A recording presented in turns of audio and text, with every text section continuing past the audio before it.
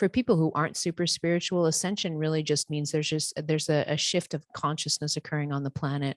We're evolving really in terms of our consciousness, and we can see that pretty clearly, right? Just looking at, across generations culturally, the things that we used to do 1,000 years ago, we're not really doing right now. And that could be, there are positives and there are negatives, right? Because we've lost a lot, traditions and wisdom that we've lost, but we've also evolved beyond, certain barbaric things that we used to do. Right. So there's been an evolution of consciousness, and we can all see it on the planet. So even if you're not super spiritual, you can understand that there's been an evolution of consciousness on the planet, and that we do things differently than we used to do 1,000 years ago, or 500 years ago, or even 100 years ago, right?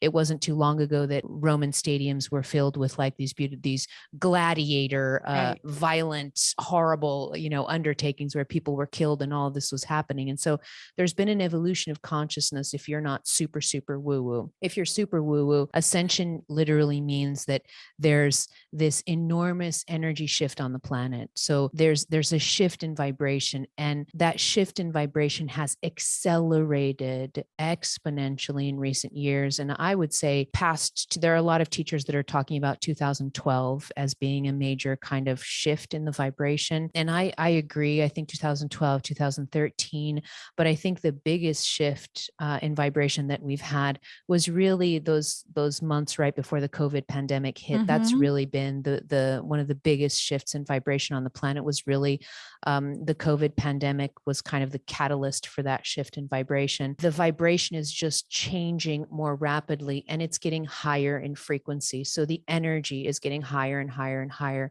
It's moving faster.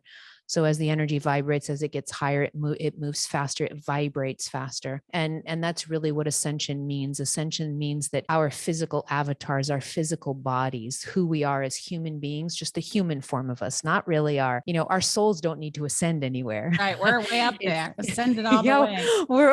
We're already up there, right? So when it comes to the soul, the way that I talk about the soul isn't static. It's never static. Source energy, God energy, soul energy, it's never static. Otherwise, all things would die and would cease to exist. But soul energy and God energy is ever expansive. So it just keeps expanding. As soon as you lose control in any aspect of your life, that can be a major catalytic moment for change, for spiritual change, because one of the main obstacles to spiritual growth, and I'll go into that a little bit because I don't like to, I'm going to talk about the ego, and I don't like to give negative terms to the ego, but the ego, the part of us that is the personality, the part of us that says, I'm separate from you, and here I am over here, and I look like this, and you're over there, and you look like that, and we are two islands, and we have distinct borders and limits from each other, and where I end, you start. And so that mechanism is called the ego. It creates a construction, an identity for you. That's one of the major obstacles to spiritual growth, because the moment that as you continue to hold on and think that you are this separate island, separate from everyone else and separate from the universe, and that your free will and your determination and you by yourself is what makes things happen. You can fix, manage, and control everything. Exactly. You can absolutely control everything, or you never really do control anything, but at least the ego holds on to the illusion. The ego operates with this beautiful illusion of control for a really long time, until something happens that makes it so clear that the ego is not in control of anything.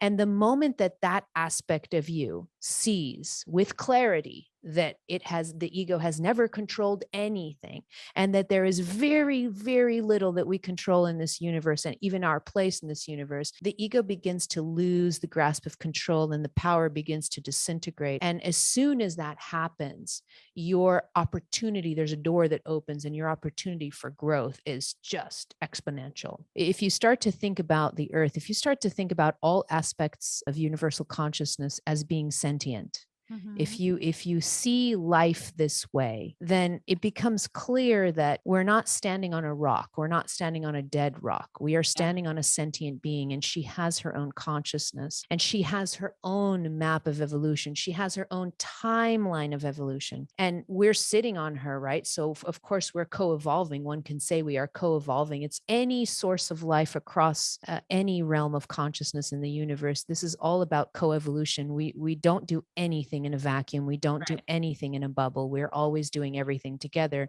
even though it doesn't seem like we are. And so we're down here in this specific realm of consciousness. We're on this beautiful rock, and she is evolving at her own timeline, at her own speed, and her acceleration has increased. Yes. And that's what's interesting about the COVID pandemic, is that from a spiritual perspective, really what that was is kind of a metaphor for a transition into feminine energy.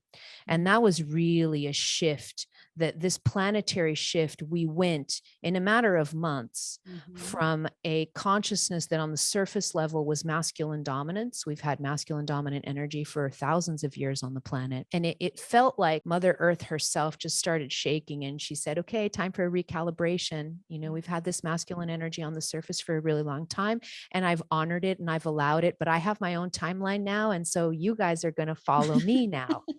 And she starts shaking. And then suddenly, because even the meaning of what happened to us, you know, all of us around the world being confined. Yeah. Confined. Isn't that interesting? We couldn't work. We couldn't travel. We couldn't do all of the things that we used to do to distract ourselves from our problems, to distract ourselves from the fact that we were unhappy, from the fact that we were living unfulfilling lives. All of those distractions just got wiped from us, and we were told to go sit at home. And so suddenly people start staring at four walls, and they're going insane. But really, it was a beautiful moment of internalization. That's feminine energy. Feminine energy. Masculine energy is outward projecting. Masculine loves to go do things and adventures and goes do and expand and go out and move. Feminine, the movement of feminine is inward. And so what an interesting image that as soon as the planet shifts towards feminine dominance, we go home. We all go home, and we're told to sit down. And what do? We internalize, and we start thinking about our lives. So we start thinking and feeling the things that are working and the things that aren't working. It isn't a coincidence that there's been this great resignation after. Oh my gosh. COVID, right? Yes. Why? Because people sitting in their house and they're like, wait a minute. No, life is too precious. Life is too short. I don't like my job. For a lot of us up until recently, we have been waking up through some sort of difficult circumstance in our lives. And it's those moments when the rug of life is pulled from underneath you and your ego loses all the illusion that it was controlling anything to begin with. And you see that clearly, and you say to yourself, what? I've been living a certain way for God knows how long. And there's so much more to life than what my mind had anticipated. And I am ready to let go of this control, and I'm ready to trust the beautiful energy that makes worlds go around. I mean, the energy that makes flowers bloom, and the energy that makes the tides go up and down, and the energy that even breathes my lungs and digests my food. I mean, there's 99% of what I even do in this body, I'm not directing consciously. And that's a good indication of this highly intelligent, creative God force that is in everything.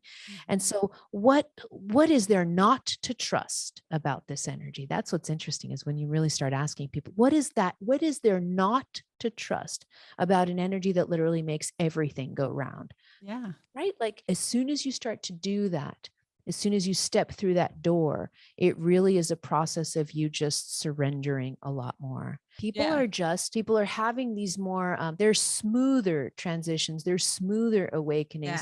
And it's also, but again, it's also because the energy on the planet is becoming so high that it's much easier for us to get through that spiritual because we're awakening. being supported. We're being supported, and the energy is accelerated, meaning that people are going through spiritual awakenings a lot faster than we used to. And it has its positives and its negatives, right? Because if you're going through a spiritual awakening faster, it means that you can heal a lot of stuff and you can get rid of all the crap that no longer serves you. You could do that a lot faster. The downside, the other side of the coin to this, is that it's super intense, right? It's like you go through an accelerator. Yeah.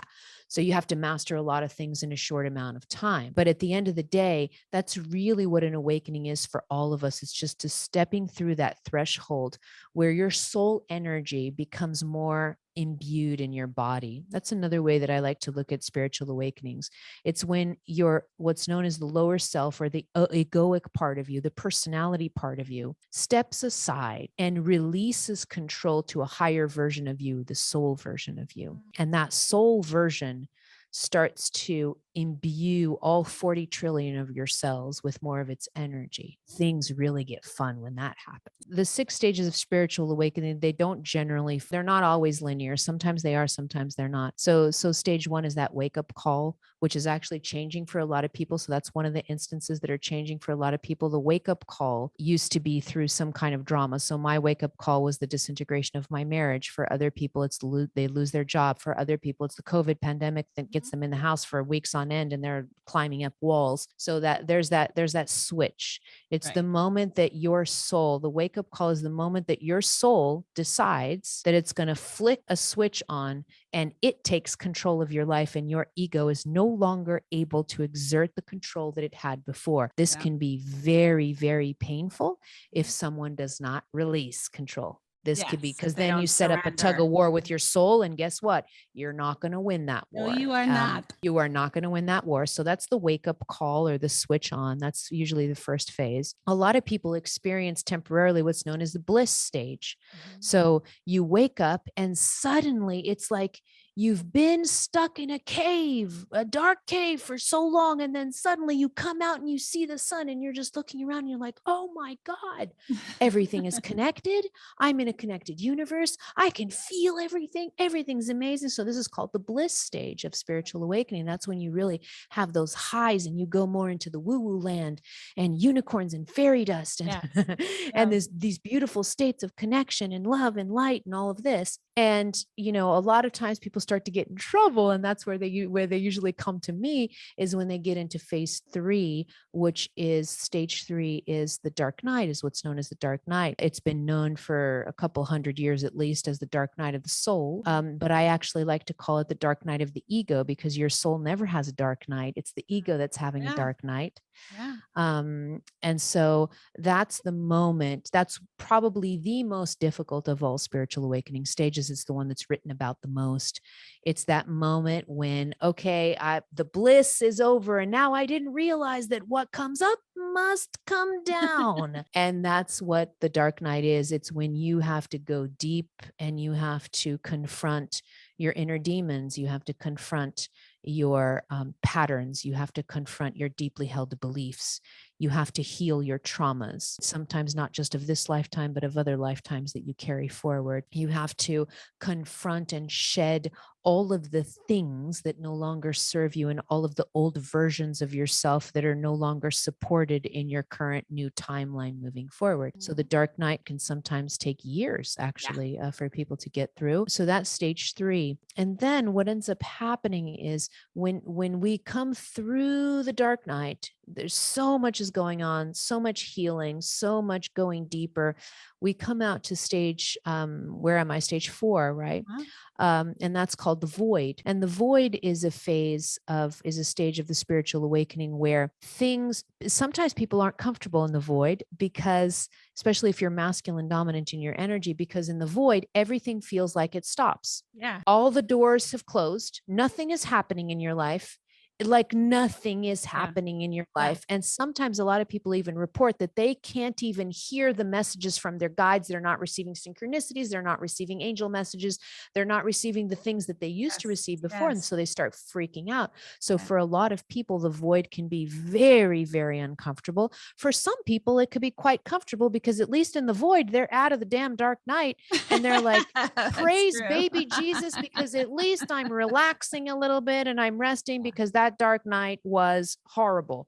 And so it depends. It depends on what kind of state of energy you're in when you get to the void. But the void, the doors are actually closing on purpose, because one of the main reasons that the void exists is for you to actually learn that God energy, that source energy is within you. That's why the messages sometimes from your guides stopped coming through. That's why everything seems silent and it seems like you're alone. That's done on purpose so that you understand that you are never disconnected, that you are the source of all the things that you're looking for. It's purposely built into the void that you feel disconnected from all of these things, because you can no longer reach. You can't even reach for your angels anymore or your spirit guides anymore, because they feels like they're not there. They're always there, but in the void, it feels like they're not there. And so what do you have to do when you can't reach anymore? You go within and you're like, oh, wow, wait a minute. I am the source that I'm looking for. I am that which I am looking for. And so the void is really important for that. Because And you then when aren't you come, looking outside yourself. you are not And looking I always, outside of and yourself. I also often think about this phase, because this has always been historically hard for me because I'm a doer, is like a seed germinating underground. Like you have no idea. It's dark. You don't know that you're gonna this amazing flowers bloom, and but this quiet incubation, you have no idea what the other side or what that is gonna look like. But that quiet incubation is necessary. So necessary. And that's another great image of what feminine energy is. So the void is a very feminine energy stage. Beautiful, beautiful depiction of feminine energy is that darkness of the soil as the seed is kind of sprouting. That's stage 4. And then we move to stage 5 after the void, which is called groundedness. And so in stage 5, your feet are now starting to be firmly planted on the ground. You've been through so much in your spiritual awakening. So you're starting to know who you are on a soul level. You're starting to know kind of what you're doing here, and that's what the groundedness is. The groundedness phase is when you've been stretching a lot up, because that has a lot to do with spiritual awakening. You've been stretching a lot up, and now the groundedness brings your roots down into the earth. And so now you've not only stretched up, but you're stretching down. And so you're this really solid old California redwood. You're really tall. Yeah, you're really tall, but your roots have got to be equally deep. Otherwise, those redwoods would and not stand twice as for wide as the widest branches. Yes. Really wide. Yeah. Yes, yes, yes. So this groundedness phase is when your energy really starts to ground. You start to calm in your energy. This is also where your electromagnetic field becomes more powerful. So you become a greater manifester in this stage. Okay, that's interesting. Your electromagnetic field you're is grounded. Now, you're grounded, and not just grounded, you've cleared up a lot of crap that you had. Which is a lot of reasons we manifest by default a lot of times, because our electromagnetic field is filled with gunk. What's the gunk? The beliefs that I was raised with, the pain that I have that hasn't been healed. And so I have all this gunk on my energy field. And so I go through the spiritual awakening and I'm cleaning it all out. So now my energy is more authentically me. And that immediately means it's more powerful. Yeah, it's pure. It's more powerful. The last stage comes in, which is purpose or mission. And this is usually when people, when they start to feel grounded, suddenly they start to understand why their soul decided to incarnate this time and what are the major themes of their incarnation. And they start to realize that the soul actually does have a plan before it comes down here, that it meticulously plans your life, that it has these wonderful plans for what it wants to transpire in a specific incarnation. And what lessons you're supposed to learn. Yes, and a lot of times, the soul, I'm not a firm believer in the idea that Earth is a school. I know that there are some spiritual traditions and spiritual teachers that talk about Earth being a school. I don't really resonate with that anymore. It may have been at some point, but I fundamentally believe that the soul comes down here because this is a delicious way of expanding and evolving. This is a very unique reality. And so are there lessons that we learn down here? Of course there are lessons that we learn down here, but that's not the main reason why the soul incarnates here. The soul incarnates here because this is an incredibly complex way to evolve. It's a complex way that involves the somaticizing of emotion, which is very rare in realms of existence. To be able to feel emotions in a physical body, in matter, is very rare, and it's very prized. That's why there are bazillion souls waiting to incarnate on planet Earth. There aren't enough bodies for the souls that are waiting to come here.